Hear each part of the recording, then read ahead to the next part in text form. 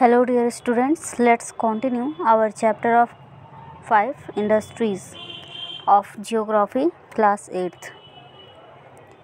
We were on the topic of iron and steel industry, and in my previous video I have already explained about Jamshedpur. So in this video I am going to explain about Pittsburgh. So let's start. Pittsburgh is an important steel city of United States of America. तो Pittsburgh जो है वो एक important steel city है United states of America यानी America की। और ये the steel industry at Pittsburgh enjoys location and advantage, यानी कि यहाँ जो इंडस्ट्री स्टील की इस्टेब्लिश हुई है वो इसलिए हुई है क्योंकि यहाँ की जो लोकेशन है ना वो बहुत ही अच्छी है और यहाँ जो फैक्टर्स हैं इंडस्ट्रीज़ को सेटअप करने के वो भी बहुत अच्छे हैं। Some of the raw material such as coal is available locally, while the iron ore comes from the iron mines at Minnesota about 1500 kilometre from Pittsburgh। तो जो यहाँ पे जो रॉ मटेरियल हैं कोल जैसे कि अवेलेबल है और जो आयरन ओर हैं वो आयरन माइंस है यहाँ जो मिनेसोटा वहाँ से मिल जाती है जो कि 1500 किलोमीटर पिट्सबर्ग से है। Between these mines and Pittsburgh is one of the world's best routes for shipping और चीपली, यानी कि बिटवीन दीज माइंस यानी इन माइंस के बीच में पिट्सबर्ग जो है वो वर्ल्ड का बेस्ट रूट यहाँ पे मिलता है शिपिंग के लिए बहुत ही सस्ते में। The famous Great Lakes waterway, यहाँ पे जो ग्रेट लेक वाटरवे यानी कि यहाँ जो वाटर ग्रेट लेक हैं वो उससे 5 नदियाँ होकर गुजरती हैं, तो पानी की अवेलेबिलिटी भी भरपूर मात्रा में है। Trains carry the ore from the Great Lakes to the Pittsburgh area, और जो ट्रेन्स हैं वो ओर को एक जगह से दूसरी जगह ले जाती हैं Great Lakes to Pittsburgh area, यानी ग्रेट लेक्स से पिट्सबर्ग एरिया तक। तो इट मीन्स कि वाटर की अवेलेबिलिटी अच्छी है, ट्रांसपोर्टेशन अच्छा है। The Ohio, the Monongahela and Allegheny rivers provide adequate water supply. तो जैसा कि मैंने बताया कि ये सारे रिवर्स जो हैं वो बहुत अच्छे वाटर सप्लाई करते हैं। तो सबसे पहले हम ये बात कर सकते हैं कि जो पिट्सबर्ग है यहाँ पे जो अवेलेबिलिटी है कोल एंड आयरन ओर की वो मिनेसोटा आयरन माइंस से है, और availability of Great Lakes waterways shipping route, यानी कि यहाँ जो पिट्सबर्ग है यहाँ की जो अवेलेबिलिटी यानी वाटर जो यहाँ से मिल रहा है वो ग्रेट लेक्स से मिल रहा है, और ग्रेट लेक्स में 5 जो नदियाँ हैं वो मिल करके इससे पानी मिलती है। अब जो फेमस ग्रेट लेक्स वाटरवे हैं उसमें भी 5 नदियों का मतलब नदियाँ उसमें होती हैं, जो नदियाँ इस प्रकार हैं ग्रेट लेक्स में Superior, Huron, Ontario, Michigan and Erie. Lake Superior largest amongst them, यानी कि लेक सुपीरियर जो उसमें सबसे बड़ा है, और जो फैक्टर्स हैं वो बहुत ही मतलब अच्छे हैं यहाँ पे इंडस्ट्रीज़ को सेटअप होने में। ये जो है availability of water from rivers like Ohio, Monongahela and एलिगर, यानी जो पानी यहाँ मिल रहा है नदियों से वो इन नदियों से मिल रहा है। Finished steel is transported through land water routes, यानी कि यहाँ के जो रूट्स हैं जो ट्रांसपोर्टेशन है वो भी काफ़ी अच्छा है, जिससे जो लैंड और वाटर के जो रूट्स हैं उससे ट्रांसपोर्टेशन जो है वो फिनिश्ड स्टील जो है वो ट्रांसपोर्ट की जा रही हैं अलग कंट्रीज़ में। So let's watch the do you know part of your chapter. The names of Great Lakes are Superior, Huron, Ontario, Michigan area. I have already explained about it. Lake Superior जो होता है इसमें सबसे बड़ा होता है इन 5 lakes में। It lies higher upstream than others. अब बात करते हैं today very few of largest steel mills are in Pittsburgh itself, यानी कि बहुत ज़्यादा लार्ज स्टील मिल जो हैं वो पिट्सबर्ग में आज हैं। They are located in the valleys of the Monongahela and Allegheny rivers above Pittsburgh and along the Ohio River below it, यानी कि ये जो है वो लोकेट हैं मोंगेला और एलिगनी की वैलीज़ में, जो ये रिवर्स हैं उनकी वैलीज़ में, Pittsburgh and along the Ohio river below it, यानी कि इसके नीचे भी ओयो रिवर है। Finished steel is transported to the market by both land and water, यानी मैंने अभी बताया कि इसका जो लैंड और वाटर रूट है वो काफ़ी अच्छा है, जिसकी वजह से जो फिनिश्ड स्टील जो बन जाती है वो ट्रांसपोर्ट ईजिली हो जाती है। Pittsburgh area has many factories other than steel mines, यानी कि पिट्सबर्ग का जो एरिया है यहाँ बहुत सारी फैक्ट्रीज़ हैं स्टील मिल्स की जगह पे, स्टील मिल्स भी है और बहुत सारे अदर फैक्ट्रीज़ भी यहाँ लगे हुए हैं। These use steel as their raw material to make many different products such as railroad equipment, heavy machinery and rails, यानी कि ये यूज़ करते हैं स्टील को अपने रॉ मटेरियल की तरह कुछ अलग प्रोडक्ट्स को बनाने में, जैसे कि रेल रोड इक्विपमेंट हुए, हैवी मशीनरी और रेल्स हुई। Let's talk about the next topic, cotton textile industry. So the next topic now we will talk about cotton textile industry, यानी कि कॉटन टेक्सटाइल इंडस्ट्री के बारे में पढ़ेंगे। वर्ड ओरिजिन, जो वर्ड है टेक्सटाइल, वो डिराइव किया गया है लैटिन वर्ड से texere which means to weave, जिसका मतलब है बुनना। तो कॉटन टेक्सटाइल इंडस्ट्री जो है, इसमें क्या है, weaving cloth from yarn is an ancient, यानी कि धागों से कपड़े बुनना जो है एक प्राचीन कला है, प्राचीन यानी कि एंशिएंट आर्ट है। Cotton, wool, silk, jute, flax have been used for making cloth, यानी ये सारी चीज़ें जो हैं वो क्लोथ्स बनाने के लिए यूज़ की जाती हैं। Textile industry can be divided on the basis of raw material use, यानी टेक्सटाइल इंडस्ट्री को रॉ मटेरियल के बेसिस पे, जो रॉ मटेरियल उसमें यूज़ किया जाता है उसके बेसिस पे डिवाइड किया जा सकता है। तो fibres are the raw materials of textile industry, fibres जो होते हैं वो रॉ मटेरियल होते हैं टेक्सटाइल इंडस्ट्री के। फाइबर्स कैन बी नेचुरल और मैन मेड, यानी कि फाइबर्स जो होते हैं वो नेचुरल भी हो सकते हैं या मैन मेड हो सकते हैं। I think you all have read about fibres in your science book. Natural fibres जो होते हैं वो क्या होते हैं, ऑब्टेन, यानी पाए जाते हैं वुल से, सिल्क से, कॉटन से, लिनन से और जूट से। और मैन मेड जो होते हैं उनमें nylon, polyester, acrylic and rayon होते हैं। Cotton textile industry is one of the oldest industries in the world, यानी कि कॉटन टेक्सटाइल इंडस्ट्री जो है ये संसार की सबसे पुरानी इंडस्ट्री है। Till the industrial revolution in 18th century cotton cloth was made using hand spinning techniques, wheels and looms, यानी कि पहले क्या होता था, जब इंडस्ट्रियल रिवॉल्यूशन यानी कि जो औद्योगिक क्रांति हुई थी उससे पहले जो है 18th सेंचुरी में जो कॉटन क्लॉथ बनाए जाते थे वो हाथ से, यानी कि स्पिनिंग टेक्निक यानी व्हील और करघों का, हथकरघों का इस्तेमाल किया जाता था कपड़ों को बुनने में। In 18th century power looms facilitated the development of cotton textile industry first in Britain and later in other parts of the world, यानी कि 18th सेंचुरी के बाद क्या हुआ था, 18th सेंचुरी में पावर लूम जो है वो हट गए थे और मतलब पावर लूम आ गए, व्हील्स की जगह पे जो हाथ से बुननाई होती थी उसकी जगह पे बड़ी बड़ी मशीनें आ गई और इस तरह से कॉटन टेक्सटाइल इंडस्ट्री जो है वो विकसित हुई, उनका विकास हुआ। और पहला जो है ये आया था ब्रिटेन में और उसके बाद इंडिया के यानी देश के कई सारे पार्ट्स में ये फैल गया। Today India, China, Japan and USA जो हैं वो इम्पॉर्टेंट प्रोड्यूसर्स यानी उत्पादक हैं कॉटन टेक्सटाइल यानी कॉटन वस्त्र उद्योग के या कह सकते हैं कपास उद्योग के। India has a glorious tradition of producing excellent quality cotton textile, यानी भारत जो है ये बहुत ही इसका ग्लोरियस ट्रेडिशन है, मतलब यहाँ पे बहुत शुरू से ही एक्सीलेंट क्वालिटी के कॉटन टेक्सटाइल जो हैं वो प्रोड्यूस किए जाते हैं। बिफोर द ब्रिटिश रूल, यानी ब्रिटिश रूल से पहले hand spun and hand woven cloth already had a wide market, यानी कि ब्रिटिश रूल जब आया तो क्या हुआ था कि ब्रिटिश रूल जब ब्रिटिशर्स आए तो ये जो है अपने साथ बड़ी बड़ी मशीनें लेकर के आया विदेशों से और यहाँ पे इस्टेब्लिश कर दिया।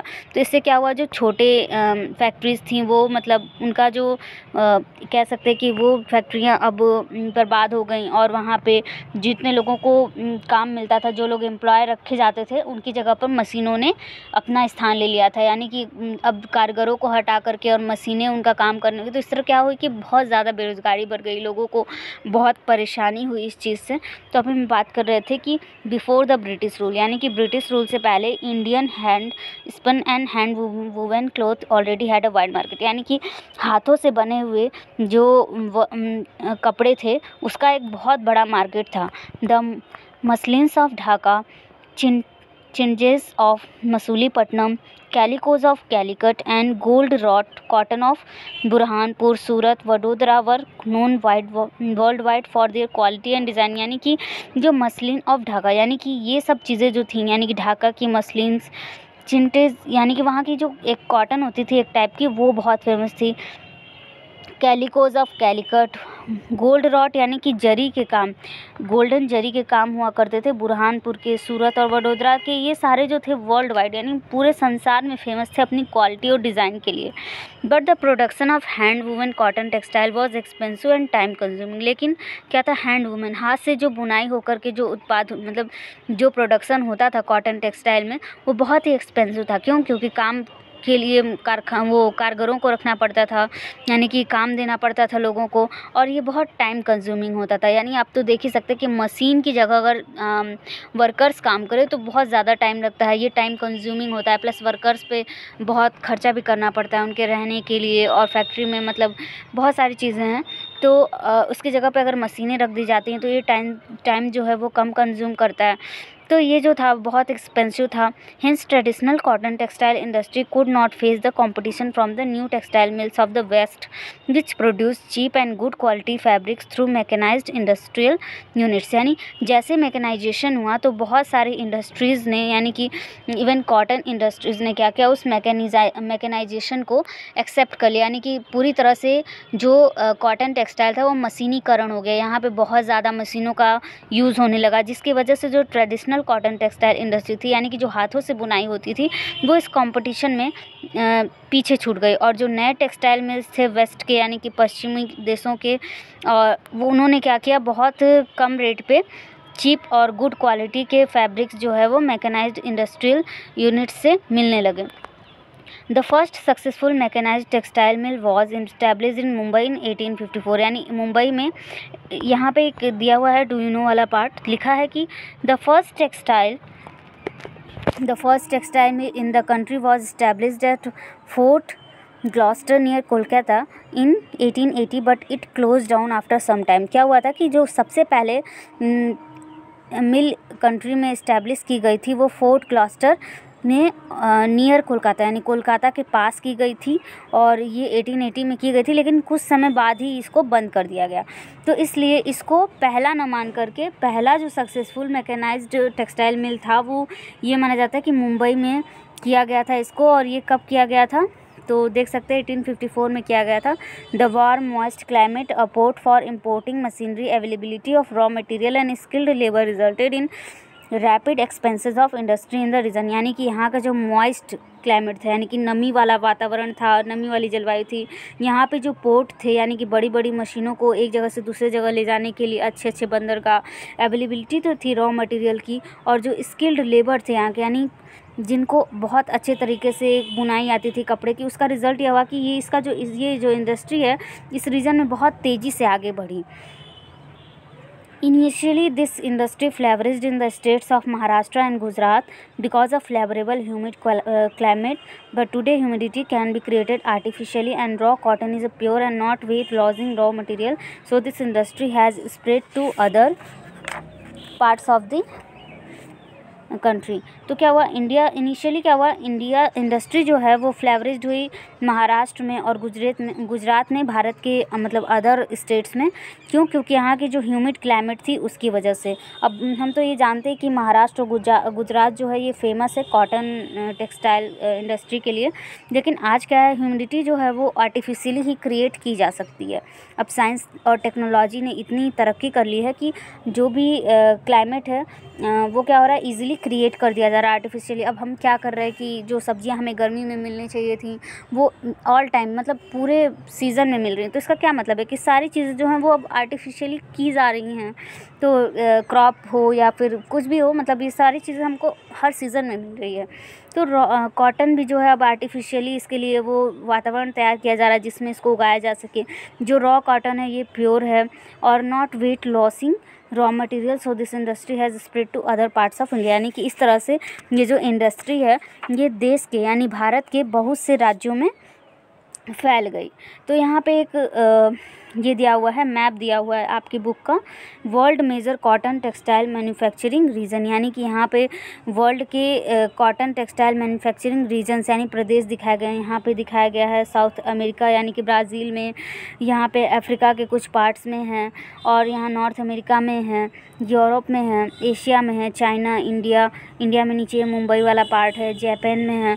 तो इस तरह से ये जो है ये कॉटन टेक्सटाइल मैन्युफैक्चरिंग रीजन्स हैं वर्ल्ड के। अब बात करते हैं कोयम्बटूर, कानपुर, चेन्नई, अहमदाबाद, मुंबई, कोलकाता, लुधियाना, पुडुचेरी, पानीपत, ये सारे जो हैं इम्पॉर्टेंट सेंटर्स हैं इसके।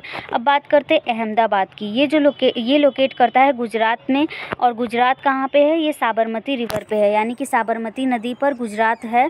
और फिर इसमें क्या है, the first mill was established इन 1859। पहला जो मिल था वो 1859 में इस्टेब्लिश किया गया था गुजरात में। It soon became the second largest textile city of India, यानी ये बहुत जल्दी ही सेकेंड लार्जेस्ट टेक्सटाइल सिटी बन गया इंडिया का आफ्टर मुंबई के बाद। अहमदाबाद जो है इसको किस नाम से जाना जाता है, तो मैनचेस्टर ऑफ इंडिया, यानी कि भारत का मैनचेस्टर बोला जाता है अहमदाबाद को। ये जो है this point is this point is very important for you. Which city is known as Manchester of India? तो अहमदाबाद, ये आपको याद रखना है। फेवरेबल में लोकेशन जो है, फैक्टर्स जो हैं इसके लिए वो क्या है, यहाँ पे जो कॉटन टेक्सटाइल इंडस्ट्री वो किस तरह से अहमदाबाद में अच्छे से सेटअप हो गई। क्यों? क्योंकि यहाँ जो लोकेशन है ना, फेवरेबल लोकेशंस, फैक्टर्स यानी फैक्ट्री लगाने के लिए बहुत सारे इंपॉर्टेंट फैक्टर्स यहाँ पे इजीली मिल जाते हैं। अहमदाबाद जो है वो कॉटन ग्रोइंग के लिए यानी कि कपास के उत्पादन के लिए बहुत ज़्यादा फेमस है। और यहाँ पे अवेलेबिलिटी जो रॉ मटेरियल की है बहुत अच्छी है। क्लाइमेट जो है वो बहुत ही अच्छा है स्पिनिंग और वीविंग के लिए। यहाँ का जो फ्लैट टेरेन है यानी समतल भूमि और इजी अवेलेबिलिटी ऑफ लैंड जो है ये सूटेबल करता है इसके इस्टेब्लिशमेंट ऑफ मिल यानी कि इन मिलों के स्थापित होने के लिए। और जो densely populated states of Gujarat and Maharashtra provide both skilled and semi skilled. और गुजरात और महाराष्ट्र में बोथ यानी कि स्किल्ड और जो कम स्किल वाले लेबर हैं वो भी इजीली मिल जाते हैं। Well developed road and railway network यानी कि यहाँ जो ट्रांसपोर्टेशन है वो बहुत अच्छा है। कम्युनिकेशन भी बहुत अच्छा है। इसलिए ये जो है मुंबई के बाद दूसरी बड़ी सिटी है जहाँ पे कॉटन टेक्सटाइल इंडस्ट्री लगी हुई है। यहाँ पे दिया है कि about 1/3 of Indian textile industry total production is exported यानी कि 1/3 ऑफ इंडियन टेक्सटाइल यानी हमारे इंडिया में जो टेक्सटाइल इंडस्ट्री उसका 1/3 पार्ट यानी कि 1/3 हिस्सा जो है वो क्या किया जाता है, एक्सपोर्ट कर दिया जाता है यानी बाहर भेजा जाता है, निर्यात किया जाता है इसका। तो रिसेंट ईयर में क्या हुआ, अहमदाबाद टेक्सटाइल मिल जो है वो बहुत ज़्यादा उसको प्रॉब्लम झेलने को मिली क्योंकि सिवरल टेक्सटाइल मिल जो है वो बहुत बंद हो गई। This is primarily due to the emergence of new textile centres in the country as well as non upgradation of machine and यानी बहुत ज़्यादा मशीनें आ गई हैं और टेक्नोलॉजी आ गई है जिसकी वजह से ये पुरानी टेक्सटाइल कंपनी जो हैं वो इसका सामना नहीं कर पा रही हैं। अब बात करते हैं ओसाका की। ये जो है एक इम्पॉर्टेंट टेक्सटाइल सेंटर है जो कि जापान में, जैसे हमारे यहाँ मैनचेस्टर जो है इंडिया का वो अहमदाबाद है, वैसे उसी तरह से इसको जापान का मैनचेस्टर बोला जाता है। जो टेक्सटाइल इंडस्ट्री यहाँ डेवलप हुई है ओसाका में due to several geographical factors, यहाँ के भौगोलिक कारणों की वजह से। एक्सटेंसिव प्लेन यानी कि यहाँ जो प्लेन है अराउंड ओसाका में जो लैंड है वो इजीली अवेलेबल कर सकता है कॉटन मिल्स को। तो यहाँ जो लैंड है वो इसके लिए सूटेबल है। और भी बहुत सारे यहाँ की जो ह्यूमिड क्लाइमेट है वो भी सूट करती है इसके स्पिनिंग और वीविंग के लिए। रिवर योडो यानी कि यहाँ जो नदी रिवर योडो है वो सफिशिएंट वाटर जो है मिल्स को सप्लाई करती है। लेबर इजीली अवेलेबल हैं। लोकेशन जो है पोर्ट फैसिलिटेट करता है import of raw cotton and exporting यानी जो रॉ कॉटन कच्चे कपास हैं वो इजीली मतलब लोकेशन अच्छा है इसका कि बहुत सारे मतलब बंदरगाह यहाँ पे जो पोर्ट हैं, सी पोर्ट हैं, वहाँ से जो आयात और निर्यात का काम है, इंपोर्ट और एक्सपोर्ट, वो भी इजीली हो जाता है। जो टेक्सटाइल इंडस्ट्री है ओसाका की वो डिपेंड करती है कम्प्लीटली यहाँ के इम्पोर्टेड रॉ मटेरियल पे यानी इम्पोर्टेड रॉ मटेरियल की जो भी इम्पोर्ट मतलब आता है। कॉटन जो है इंपोर्ट होते हैं इजिप्ट से और इजिप्ट का जो कॉटन होता है ना बहुत ही फेमस होता है। इजिप्ट का कॉटन यानी मिस्र के जो कॉटन है वो बहुत ही फेमस होते हैं। ये इंडिया, चाइना, यूएसए से भी इंपोर्ट करते हैं। फिनिश्ड प्रोडक्ट जो है मोस्टली एक्सपोर्ट किया जाता है यानी कि निर्यात किया जाता है, दूसरे देशों को बेचा जाता है। Has a good market due to good quality and low price, अच्छी क्वालिटी और कम कीमत की वजह से ये इसका बहुत अच्छा मार्केट है। Though it is one of the important textile cities in the country of late the cotton textile industry of Osaka has been replaced by other industry. यानी अब क्या हो रहा है, पहले तो ये बहुत अच्छा इम्पॉर्टेंट टेक्सटाइल सिटी यानी देश का बहुत अच्छा था लेकिन टेक्सटाइल इंडस्ट्री था, लेकिन क्या हुआ लेटर बाद में क्या हुआ, धीरे धीरे ओसाका भी रिप्लेस हो गया अदर इंडस्ट्रीज से, जैसे कि आयरन और steel machinery, ship building, automobiles, electrical equipments and cement. यानी धीरे धीरे इसकी जगह कुछ और अदर इंडस्ट्रीज़ भी लग गई। So the chapter is over. I think you all have understood chapter very well. Thank you for watching.